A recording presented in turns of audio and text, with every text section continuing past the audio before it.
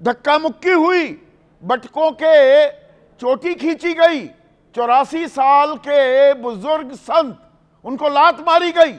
ऐसा आरोप मैं नहीं लगा रहा हूं, यह आरोप शंकराचार्य अविमुक्तेश्वरानंद लगा रहे हैं। लेकिन प्रशासन ने तो उनके शंकराचार्य होने पर ही सवाल खड़े कर दिए हैं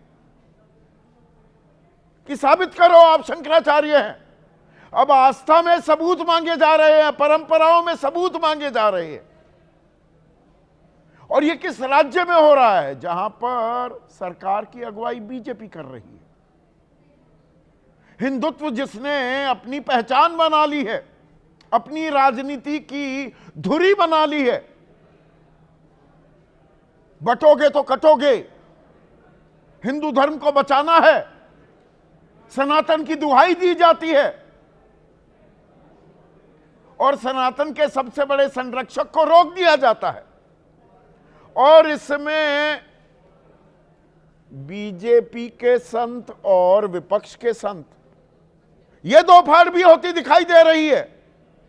यह भी कमाल हो रहा है, तेरा संत मेरा संत। बीजेपी की सरकार या बीजेपी की अगुवाई वाली सरकार सवाल पूछ रही है, तो विपक्ष की तरफ से कांग्रेस और समाजवादी पार्टी के मुखिया अखिलेश यादव शंकराचार्य के साथ खड़े होते दिखाई दे रहे हैं। और 3 दिन हो गए वहीं डटे हैं, अनशन पर हैं। स्वामी अविमुक्तेश्वरानंद,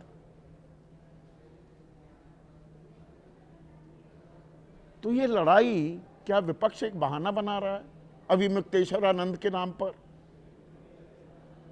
वो महज बहाना, हिंदू वोट है लुभाना, या संत समाज की नाराजगी का जोखिम बीजेपी कैसे ले रही है?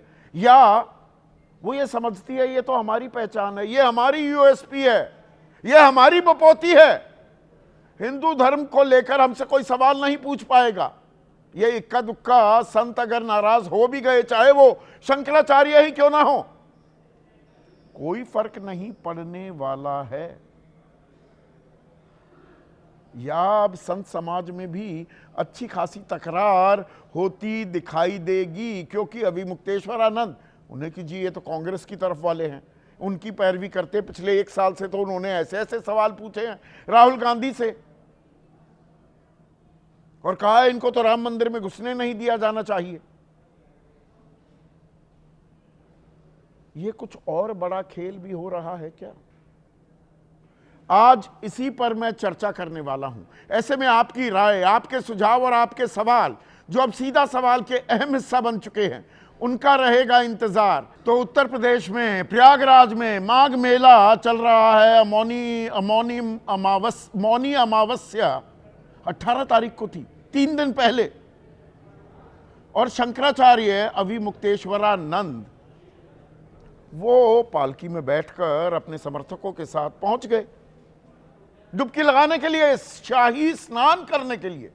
लेकिन मेला प्रशासन ने उन्हें रोक दिया कि पैदल चलकर जाइए, 50 मिनट की दूरी है और 50 मीटर की, बहुत भीड़ है और श्रद्धालुओं को दिक्कत होगी। आज के दिन, शाही स्नान के दिन, वीआईपी मूवमेंट नहीं होती, आप रथ लेकर नहीं जा सकते जिस रथ पर वो अपनी पालकी में बैठे हुए थे। उनके साथ 200 के करीब बताए जा रहे हैं साधु संत समाज के जो लोग थे, वो हत्थे से उखड़ गए, बैरिकेड भी तोड़े गए, ये आरोप लग रहे हैं। तस्वीरें मैं सारी आपको दिखा रहा हूं। पुलिस ने उन्हें रोक लिया, बटकों के साथ बदतमीजी भी की गई, उनकी चोटी से खींचा गया उन्हें। आरोप लगा रहे हैं अविमुक्तेश्वरानंद कि 84 साल की उम्र वाले साधु संतों पर भी लात घूंसे बरसाए गए। अब वो 3 दिन से वहां पर अनशन पर बैठे हुए हैं कि सम्मान के साथ स्नान कराइए तभी यहां से हटूंगा। पर इस बीच रात 12 बजे 18-19 की दरमियानी रात प्रशासन ने अविमुक्तेश्वरानंद, स्वामी अविमुक्तेश्वरानंद के शंकराचार्य होने पर ही सवाल खड़ा कर दिया कि यह साबित करिए कि आप शंकराचार्य हैं। अब देखिए खेल समझिए, यहां पर प्रयागराज से ज्यादा दूर नहीं है काशी नगरी, अभी 3-4 दिन पहले की ही बात है, मैंने कार्यक्रम भी किया था। अहिल्याबाई होलकर, उनकी प्रतिमा ध्वस्त की गई, मेरा आरोप नहीं, होलकर ट्रस्ट के अध्यक्ष यानी कि उनके वारिस, उन्होंने आरोप लगाया, साधु संत समाज ने आरोप लगाया। हिंदू देवी देवताओं की मूर्तियां वहां पर तोड़ी गई। मणिकर्णिका घाट के चौड़ीकरण, सौंदर्यकरण के नाम पर, दाह संस्कार की बेहतर व्यवस्था करने के नाम पर क्या कह दिया गया कि ये तो एआई जनरेटेड हैं, आर्टिफिशियल इंटेलिजेंस वाली भ्रामक वीडियो दिखाई जा रही है, कोई अहिल्याबाई होलकर की प्रतिमा ध्वस्त नहीं हुई है, जीर्णोद्धार होगा तब दिखा देंगे। तो आज प्रयागराज में यह सवाल गूंज रहा है कि भाई दिखाइए, सबूत बताइए, आप शंकराचार्य कैसे हैं, यह साबित कीजिए। जबकि परंपरा क्या है सनातन धर्म की, आदि शंकराचार्य ने क्या परंपरा इजाद की थी, स्थापित की थी कि सनातन को सहेजने का, उस धरोहर को आगे बढ़ाने का, उस परंपरा को आगे बढ़ाने का काम 4 शंकराचार्य करेंगे। 4 पीठ,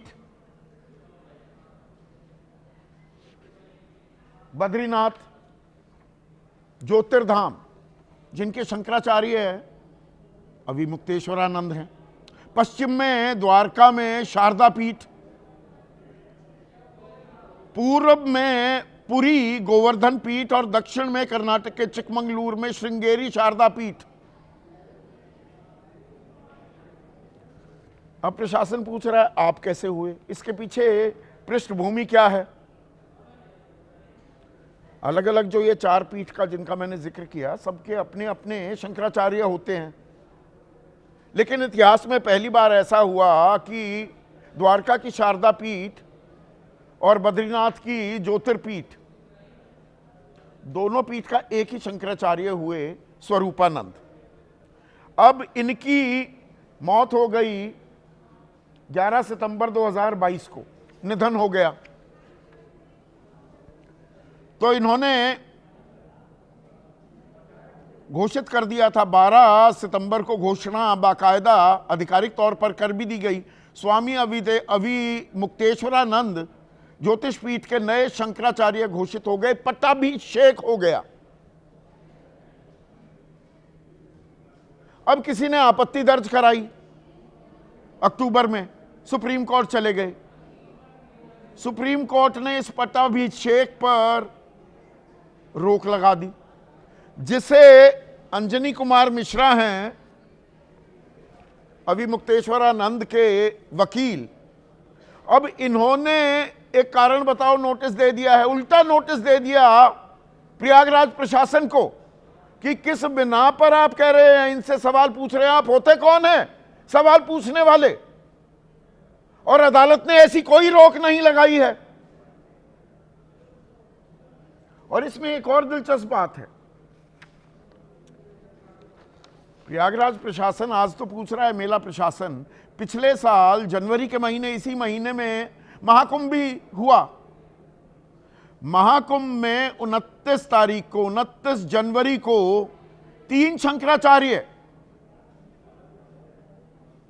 विधुशेखर भारती जी श्रृंगेरी शारदा पीठ के, सदानंद सरस्वती द्वारका शारदा पीठ के और अविमुक्तेश्वरानंद सरस्वती ज्योतिर्मठ पीठ के, जिन पर आज ये बवाल हो रहा है और सवाल पूछे जा रहे हैं कि कैसे हो आप शंकराचार्य, इन्होंने एक साझा धार्मिक निर्देश भी जारी किया था, सनातन धर्म को कैसे बचाया जाए। 27 बिंदु का 27 सूत्री कार्यक्रम जारी किया था। अलग से इनके शाही स्नान की व्यवस्था की गई थी। तब सवाल नहीं पूछे गए। अब 2022 के किसी फैसले या उसकी रोक की याद आ रही है सरकार को, तो शंकराचार्य अविमुक्तेश्वरानंद वो कैसे आक्रामक है, पहले वो सुनिए। ये प्रशासन तय करेगा कि हम शंकराचार्य हैं कि नहीं है। उत्तर प्रदेश का मुख्यमंत्री तय करेगा कि भारत का राष्ट्रपति तय करेगा। भारत के राष्ट्रपति को भी अधिकार नहीं है कि वो तय करे कि कौन शंकराचार्य है। शंकराचार्य का निर्णय शंकराचार्य करते हैं। अब इसमें एक दिलचस्प पहलू है, उस पर गौर कीजिए। आस्था पर कैसे सवाल उठाएंगे? किसी की आस्था है, कोई भगवान राम को मानता है, कोई जीसस को मानता है, कोई खुदा अल्लाह को मानता है, सबकी अपनी मान्यता है। और आस्था में साक्ष्य और सबूत कैसे मांग सकता है कोई? यही तो बीजेपी पूछती आई है सालों से, दशकों से, विपक्ष से, खास कांग्रेस से। राम सेतु के अस्तित्व पर कैसे सवाल उठा सकते हो?